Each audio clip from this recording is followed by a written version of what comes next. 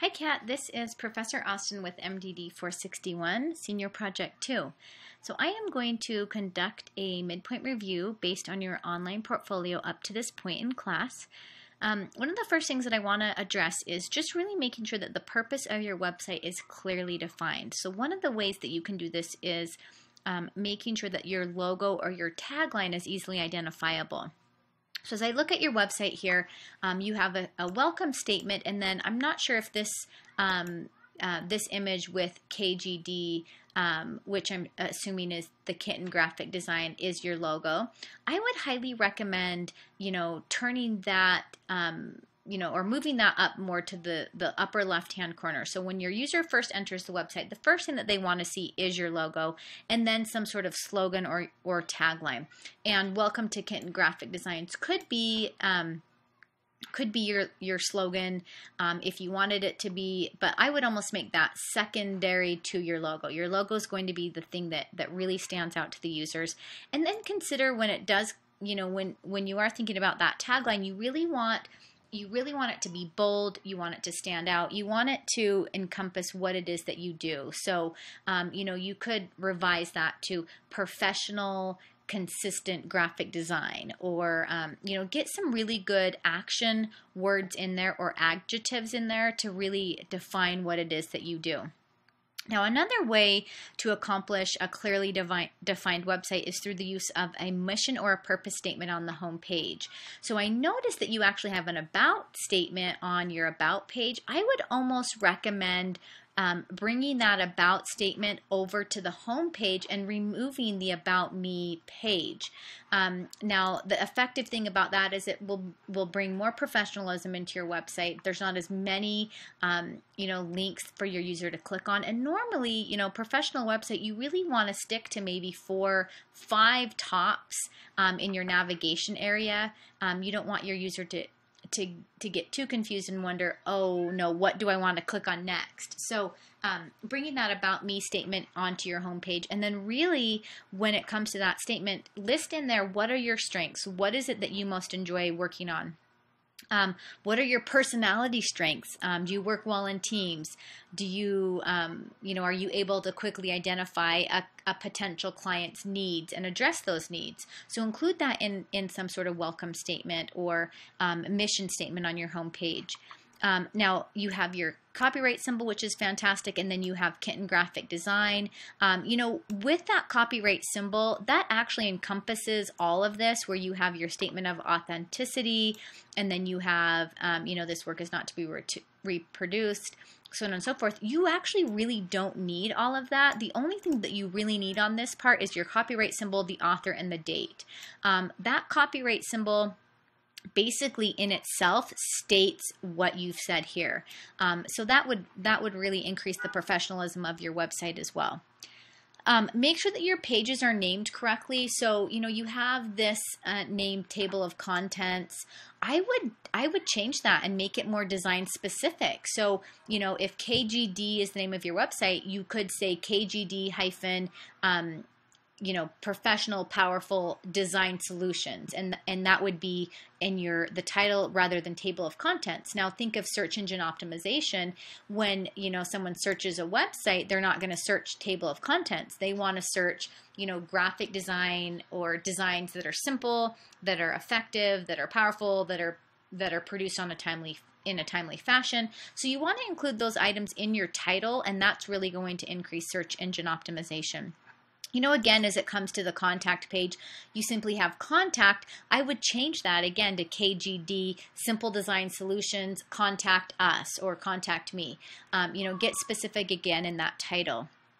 Now, in terms of usability and functionality, you always want to make sure that your navigation is easy to find, which it is. The only thing I would consider doing here is revising how the navigation is laid out. So rather than the contact button being second, I would actually make that last. I would have, home, I would have a portfolio page, and then even just a contact page, and then a resume page.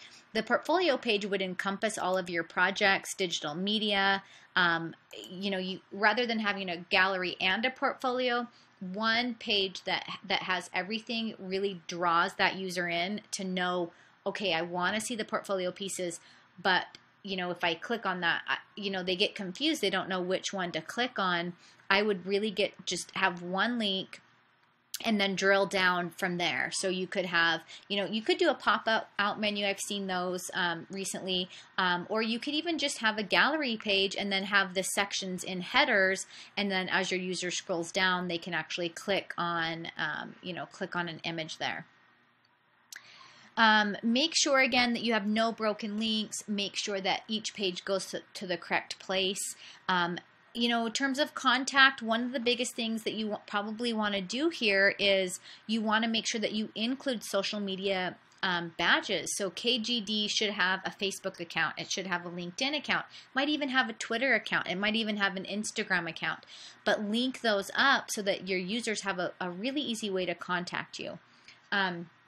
Now remember again, you don't want to link it to Catherine Brody. You want to link it to KGD Design. So you want that to be professional and not your personal accounts. Now in terms of content, make sure that your text is positioned cleverly and that it's the correct size. I'm noticing a pattern here of everything being centered. Now sometimes that works, but for the most part, if you have a left alignment of most of your text, I think that would really help. Now, there is a website that I shared in the second thread this week called 10 Rock Solid Website Layout Examples. Take a look at this. I really want you to scroll through this and take a look at some of the examples that it's giving you as far as the layout. So you have the 3 boxes layout. If you scroll down, it gives you examples of that. You have an advanced grid layout. You also have a featured graphic layout, which this almost looks like this would be perfect for your website, with your logo and your headline, and then, some of the navigation areas, and then each page might have some sort of featured graphic, or maybe that's just the home page layout. So consider that as you go through and finish up your portfolio. Make sure that your website has no spelling or grammatical errors. I noticed on the home page, it says this is my original work. That's misspelled. So you'll just want to make sure you do a spell check of your items.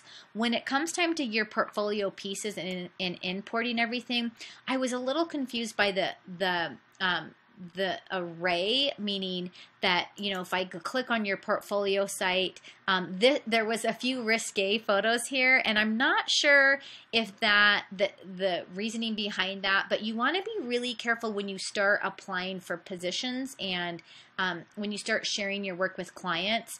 Women in bras are not necessarily, an image that you would be conducive to someone saying, hey, I'm going to contact this person, unless it's, a professional photo shoot that you did and you have a variety of them. You want to be really careful with that. And then coming over to your projects, it was a cute and cuddly. And so even though you want to show an array, you also want to be consistent. You don't want it to be two ends of the spectrum as far as the type of work that you're showing. So just keep that in mind. Overall, you have a lot of really, really strong pieces that I think will work really well for you. But just make sure, everything's consistent and that they are your strongest pieces. Now, moving forward, Kat, consider doing research on web design trends. Responsive design is really big right now. What is your website going to look like if someone pulls it up on a tablet or a mobile device? Fixed header bars are really big. That's when your user scrolls down the page, the header bar sticks with them or stays at the top of the page. Transparencies are really big. Bold, large background graphics are really big. And again, social media badges. So overall, you have a fantastic start. There's just a few things that I would consider revising before week 8 hits. Make sure, again, you take a look at the 10 rock solid website layout examples that is in that second thread of the course for week 4. For week 5, the week 5 assignment submission, all you're going to do is provide a paragraph of information stating what changes or additions you will be making to your website based on this review. Make sure that you describe in your statement a plan of action. So how are you going to get to the end point? You can just include this in the comment section of the week 5 Dropbox, or feel free to type it into a Word document and attach the Word document to the Dropbox. So Kat, it's been a pleasure working with you and seeing you progress throughout the session. And if you have questions before week 5 assignment is due, or even before the end of the term, please feel free to contact me. And good luck and have fun with this.